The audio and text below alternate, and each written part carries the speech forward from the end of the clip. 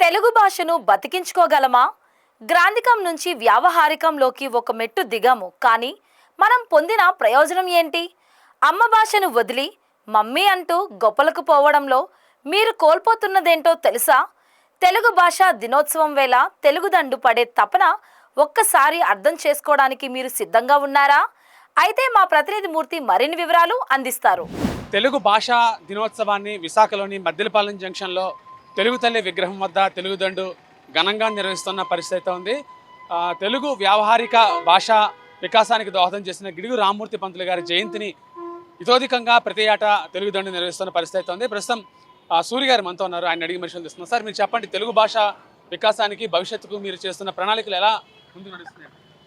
మేము చేయడం అని కాదు, కానీ ఈరోజు ఆగస్టు 29 ప్రతి సంవత్సరము గిడుగువారి జయంతిని మనము తెలుగు భాషా దినోత్సవంగా మన ప్రభుత్వం అధికారికంగా నిర్వహిస్తూ వస్తుంది. కాకపోతే ఇది ఒక తప్పని తద్దినంలాగా ప్రతి సంవత్సరం చేస్తుంది, కానీ ప్రభుత్వము మన తెలుగు భాష గురించి, దాని మనుగడ గురించి మాత్రం తర్వాత ఇంక ఈరోజు అయిపోయింది అంటే ఇంక మళ్ళీ సంవత్సరం 364 రోజులు తెలుగు భాష గురించి మనం పట్టించుకోం. అది ప్రభుత్వం తప్ప, ప్రజలు తప్ప, ఉపాధ్యాయులు తప్ప అనేది పక్కన పెట్టేస్తే, ఈరోజు ప్రపంచంలో ఎక్కడా లేని విధంగా మన తెలుగు ఉభయ రాష్ట్రాల్లో తెలుగు భాషకు మనం ఎటువంటి ప్రాముఖ్యత ఇవ్వట్లేదు. మన భాషను, మన సంస్కృతిని కాపాడుకోవడానికి మనం ఎటువంటి చర్యలు తీసుకోవట్లేదు. తెలుగుదండు దాదాపు 10 ఏళ్లుగా తెలుగు భాషను ప్రాథమిక విద్యలో బోధనా మాధ్యమంగా తీసుకురావాలని మనం పోరాటం చేస్తూనే ఉన్నాం. ఈరోజు కూడా ఇక్కడ తెలుగు తల్లి దగ్గర, మన మద్దిలపాలెం కూడా తెలుగు తల్లి దగ్గర ఆమెకు పుష్పాంజలి సమర్పించాం. ఇప్పుడు మళ్ళా మన ప్రభుత్వము ఉడా చిల్లం థియేటర్లో, అంటే బాలల ప్రాంగణంలో కార్యక్రమం నిర్వహిస్తుంది. అక్కడికి వెళ్ళి ముఖ్యమంత్రి గారికి మనం ఈరోజు వినతి పత్రాన్ని అందజేద్దామని ప్రయత్నం చేస్తూ ఉన్నాము. ఏదేమైనా ప్రజలు, ఉపాధ్యాయులు, అంటే తల్లిదండ్రులు, ఉపాధ్యాయులు, ప్రభుత్వము నడుం కడితే కానీ మన తెలుగు భాష నిలబడదు. రెండవది, మన భాష బతికి బట్ట కట్టాలి అంటే ఖచ్చితంగా మన బిడ్డలకు ప్రాథమిక విద్య, అంటే కనీసం 1వ తరగతి నుంచి 5వ తరగతి వరకైనా తెలుగును బోధనా మాధ్యమంగా ఉంచాలి. మనం ఆంగ్ల భాషకు వ్యతిరేకం కాదు, ఆంగ్లం వద్దని ఎవడూ చెప్పట్లేదు. కాకపోతే ప్రాథమిక విద్యలో కూడా ఆంగ్లం ఏర్పాటు చేయడం వల్ల, బిడ్డలకు బోధించడం వల్ల ఆ బిడ్డలు రెంటికి చెడ్డ రేవళ్ళలాగా తయారవుతారు. వాడికి తెలుగు రాదు, ఆంగ్లము రాదు. కాబట్టి ఇది ఖచ్చితంగా ప్రభుత్వం గుర్తించాలి. రెండవది, మన తెలుగు గడ్డ మీద అది ప్రభుత్వ బడైనా, పైసల బడైనా ఖచ్చితంగా మన తెలుగు భాషలోనే, మన మాతృభాషలోనే బోధన జరగాలి అనేది మనం ప్రధానంగా చెప్తూ ఉన్నాం. ఈరోజు ఒక ప్రత్యేకత ఏంటి అంటే, మన అధికార భాషా సంఘానికి, అంటే దానికి అధికారాలు లేవు, అది నేతి బీరకాయ, ఇటువంటి పాటలు పక్కన పెట్టేస్తే, ఆ సంఘానికి మండలి వెంకటకృష్ణారావు గారి పేరుతోటి ఈ రోజు నుంచి వ్యవహరించాలని ప్రభుత్వం నిర్ణయం తీసుకుంది. ఆ విషయంలో ఎవరికి పంచాయతీ లేదు. ఆయన మహానుభావుడు, తెలుగు భాషకు ఎంతో కృషి చేసినటువంటి నాయకుడు. కాబట్టి అందరికీ సంతోషించదగ్గ విషయమే. కాకపోతే మండలి వారి పేరుతో వ్యవహరించబడేటువంటి ఈ అధికార భాషా సంఘం, అంటే మన తెలుగు భాషను కాపాడుతామని ఏర్పడ్డ సంఘానికి సరైన పోషణ, ప్రోత్సాహము లేకపోతే మనం మండలి వారిని అవమానించినట్టు. కాబట్టి ఈ రోజు నుంచి మన తెలుగు భాషను రక్షణ కోసం అడుగులు పడాలి అని మేము కోరుకుంటున్నాం. ప్రభుత్వం కూడా ఆ దిశగా ప్రయత్నిస్తుందని ఆశిస్తున్నాం. ధన్యవాదాలు. గిడుగువారు చేసిన కృషి ఏంటి సార్ తెలుగు భాషా వికాసానికి? ఆయన ఒకసారి స్మరించుకోండి. గిడుగువారి, ఆయన మహాపండితుడు, కవి కాదు కానీ, కవిత్వం రాయలేదు కానీ పండితుడు, భాషావేత్త ప్రధానంగా. ఆయన ఇంతకుముందు మా గ్రాంధికములో సాగిపోతున్నటువంటి తెలుగు భాషను, అంటే ఒక విధంగా గ్రాంధిక భాషలో ఆకాశంలో విహరిస్తున్నటువంటి తెలుగు భాషను సామాన్య ప్రజలకు అర్థం కావాలి, మన భాష దగ్గర అవ్వాలి అంటే ఖచ్చితంగా మనం మాట్లాడుకునే భాష వ్యవహారిక భాషలో ఉండాలి అని తన జీవితం మొత్తాన్ని త్యాగం చేసిన మహానుభావుడు. మహా పండితులు, మహా ఉపాధ్యాయులు అన్న వాళ్ళతో కూడా ఢీకొని మన వ్యవహారిక భాష యొక్క వైభవాన్ని, దాని యొక్క అవసరాన్ని నొక్కి చెప్పి గట్టిగా మాట్లాడి ఒక ఉద్యమంగా తీసుకొచ్చినటువంటి మహానుభావుడు. ఆయన జయంతిని మనం తెలుగు భాషా దినోత్సవంగా జరుపుకోవడం మనందరి అదృష్టం. ధన్యవాదాలు. మీరు చెప్పండి, వ్యావహారిక భాషను కూడా చాలా మంది పిల్లలు సమంగా పలకడం కష్టంగా అనిపిస్తుంది, మీకు ఏమనిపిస్తుంది? ప్రస్తుత పరిస్థితిలో తెలుగు భాషని తక్కువ చేస్తున్నారు కాబట్టి, ఆంగ్ల భాష మోజు పెరిగింది కాబట్టి, పిల్లలకి అవే నేర్పుతున్నారు కాబట్టి వాళ్ళు ఇది పలకడానికి కష్టంగా ఉండి ఆ భాష ఎక్కువ ఆక్రమిస్తున్నారు. నా ఉద్దేశం ఏంటంటే, మన హిందూ సాంప్రదాయంలో హిందూ అంటేనే హింసకి దూరంగా ఉండడం మనకు సాంప్రదాయం ఉంది. ఆ హిందూ ధర్మం ఆచరించడం అంటే మనం తెలుగు భాషను గౌరవించాలి ముందు. ఏంటంటే మన తల్లిని మనం గౌరవించి పక్క తల్లిని కూడా పరాయి స్త్రీని తల్లిగా గౌరవించమని చెప్పిన సమాజం అండి. అక్కడ ఛత్రపతి శివాజీ నుంచి వస్తున్నది. అంతకు ముందు కూడా ఉంది తల్లిని గౌరవించమని. తల్లి ఎవరు? మన తల్లి మనకు గొప్ప, మరి మీ తల్లి మీకు గొప్పే కదా. అలాగే అందరి తల్లిని గౌరవించమని మన హిందూ సంప్రదాయం చెప్పింది. అప్పుడు మనం తెలుగు భాష నేర్చుకుంటూ ఎప్పుడైనా ఉపయోగించుకోవాలి. ఏ విధంగా ఉపయోగించాలి? చెడుగా కాదు. మన అమ్మకి మనం రోజు అన్నం పెడుతున్నాం, దండం పెడుతున్నాం. ఇవాళ అమ్మ లేదు, ఊరికి వెళ్ళింది. అప్పుడు ఏం చేయాలి? పక్కింట్లో అమ్మ ఉంది, ఆవిడ ఆకలితో ఉంది, ఆవిడకి అన్నం పెట్టొచ్చు, ఆ వందనం ఆవిడకి చేయొచ్చు. చంద్రబాబు గారి హయాంలో అమ్మకు వందనం అని చెప్తూనే ఉన్నారు, శ్రమదానం అన్నారు. అన్ని తెలుగు భాషలోనే. ఆయన తెలుగులో బాగానే చెప్తారు కాబట్టి అవన్నీ చేశారు. అలాగే తెలుగు భాష పునరుద్ధరించాలని లేదా ఉన్నదాన్ని కొంచెం ఎక్కువ చేయాలని కోరుకుంటున్నాం. ఎందుకంటే పిల్లల్లో కూడా కాగుణింది ఎవరికి రాదు ప్రస్తుతానికి. నేర్పిన వాళ్ళు లేరు, నేర్చుకున్న వాళ్ళు లేరు. వీళ్ళు ఎంతసేపు మమ్మీ డాడీ కోసం అలవాటు పడిపోయి కాన్వెంట్లో జాయిన్ చేసుకుని ఇంగ్లీష్ ఎక్కువ ఆధారం చేసుకుంటున్నారు. ఆంగ్ల భాష ఎక్కువగా అలవాటు చేసుకుంటున్నారు. మాతృభాష మర్చిపోతున్నారు. మన తల్లికి అన్నం పెట్ట మానేసి పక్క తల్లికి పరమాన్నం పెట్టడం దేనికి? ఆ పరమాన్నం ఏదో మన తల్లికి పక్క వాళ్ళు కూడా పంచవచ్చు, చూద్దాం లేదు. కాబట్టి మనం అవసరానికి ఉపయోగించుకుంటాం ఇంగ్లీష్ ఆంగ్ల భాషని. అంతేగాని తెలుగు భాషను మర్చిపోవడం కుదరదు. ఎందుకంటే తెలుగులో 56 అక్షరాలు ఉన్నాయి. 56 అక్షరాలు 56 మంత్రాలతో సమానం. రోజు మనం పూజ చేయడానికి, మంత్రాలు చదవడానికి సమయం కూడా చిక్కడం లేదు. ఎందుకంటే యాంత్రిక జీవనం అయిపోయింది. అందువల్ల ఏంటంటే అవి కూడా మర్చిపోతున్నాం. కనీసం తెలుగులో మాట్లాడగలిగితే మన నోటి వెంట వచ్చిన తెలుగు భాషలో అక్షరాలన్నీ మంత్రాలుగా ఉంటాయి. అంటే మనతో పాటు తెలుగు భాష ప్రయాణిస్తూ మనకి లాభాన్ని, విజయాన్ని చేకూరుస్తుంది. అటువంటి భాషను మర్చిపోయి ఆంగ్ల భాషలో మమ్మీ అంటే శవాలు పెట్టుకునే పెట్టి, డాడీ అంటే గాడి, మనం వెళ్తుంటే నడిపించాలనుకున్నట్టు బండి, అంతే తప్ప అందులో మాతృత్వం లేదు. అమ్మ అంటే ఆలో అభిమానం ఉంది, అనురాగం ఉంది. మకారంలో మాకారం ఉంది, మమత అనురాగం ఉంది. కాబట్టి అమ్మ అని పిలిస్తే అందులో అందం. మనం అమ్మ అని పిలిస్తే అమ్మ ద్రవించిపోతుంది.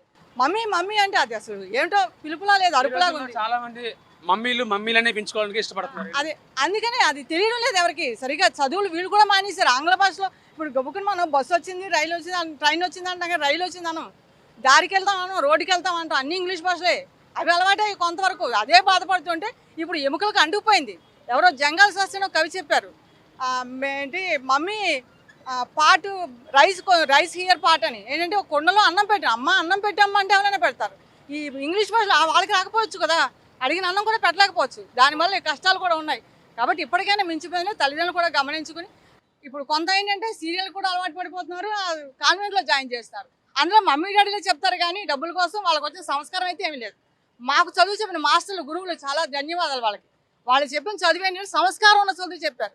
ఇప్పుడు సంస్కారం లేని చదువు, పుస్తకాలు బట్టి పట్టించి ఇంత పుస్తకాలు బ్యాగులు మోసి వాళ్ళకి వీపులు వెన్నుపూసలు వంగిపోయి, పసిపిల్లల దగ్గర నుంచి జబ్బులు, కళ్ళు కనబడక టీవీలో సెల్లో చూపిస్తూ, నోట్స్లు సెల్లో రాయిస్తూ, ఇవన్నీ చూడ కష్టకాలంలోనే ఉన్నాయి. చదువులు రామంటే పిల్లకి ఎలా వస్తాయి? కాగు నుంచి ఇప్పుడు ఒక్కరికి రాదు. నేను చెప్తాను కాకు నకారపులు సెక్కాలను, కాకు లకారపులు సెక్కాలు. ఇప్పుడు ఎక్కడున్నాయి? ఇంగ్లీష్లో కాల్ మీ, ప్లీజ్ మీ, ఆ ప్లీజ్ కూడా PLZ.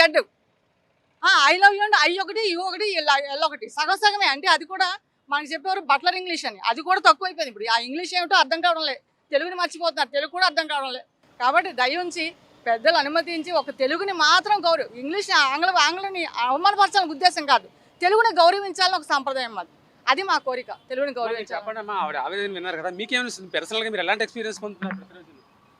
మేము చిన్నప్పటి నుంచి తెలుగు మీడియంలో చదువుకున్నామండి. మేము మా నాన్నగారు గెస్టెడ్ ఆఫీసర్, కానీ ప్రభుత్వ పాఠశాలలో మమ్మల్ని దాంట్లో చదివించారు.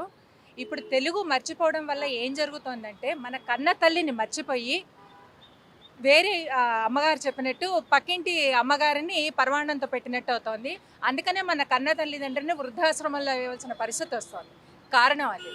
ఇప్పుడు తెలుగులో ప్రతి అక్షరము ఒక మంత్రాన్ని సూచించినట్టే మన శరీరంలోని ప్రతి నాడి ఆ అక్షరానికి ప్రతిస్పందిస్తుంది. అందుకని ఆరోగ్యం కూడా పుష్కలంగా ఉంటుంది. ఇదివరకటికి ఇప్పటికి ఆరోగ్య సమస్యలు పెరగడానికి కారణం మాతృభాష పలకకపోవడం. దాన్ని మాతృభాష అన్నారు కానీ నేటివ్ ఆ భాష అనలేదు. మాతృభాషను అమ్మ చిన్నప్పటి నుంచి పలికి పొట్టల్లో శిశువు చిన్నప్పటి నుంచి ఆ శబ్దాలను అర్థం చేసుకొని పెరుగుతాడు. అందుకని మెదడు వికాసం కూడా బాగా జరుగుతుంది. ఇప్పుడు ఏమవుతుందంటే ఆ మాతృభాష పుట్టంగానే దూరం చేయడం వల్ల ఆ శిశువుకి ఒక రకమైన సందిగ్ధ అవస్థలో ఉంటున్నాడు. ఎందుకంటే ప్రస్తుతం ఉన్న ఆంగ్ల భాషను అర్థం చేసుకోలేడు, సరే అట్లానే మాతృభాష పలకలేకపోతున్నాడు మాట్లాడకపోవడం వల్ల. అందుకని ఈ కన్ఫ్యూజన్ బాగా అందరిలో పెరిగిపోయింది. ఇప్పుడు ఈ సమాజంలో ఈ వికృత కృత్యాలు, అరాచకాలు జరగడానికి కోరడం అక్కడ మెదడు సరిగ్గా ఎదగపోవడానికి కారణం, పిల్లల్లో ఈ కారణం ఈ మాతృభాష దూరం అవడం. తర్వాత సంస్కృతం, మాతృభాష అమ్మ మాట్లాడే భాష వచ్చాక, అమ్మది అర్థం అయ్యాక సంస్కృతం అర్థం చేయదు. మనకి అమ్మమ్మ లాంటిది సంస్కృతం, అమ్మ తర్వాత అమ్మమ్మ, బేసిక్గా అమ్మ లాంటిది. సో ఇప్పుడు ఈ దేశ అరాచకం తగ్గాలన్నా, మనుషుల్లో ఈ ప్రవృత్తి తగ్గాలన్నా, అరాచకమైన ప్రవృత్తి మాతృభాష మీద ధ్యాస పెట్టాలండి. ప్రతివారు నేర్చుకోవాలి.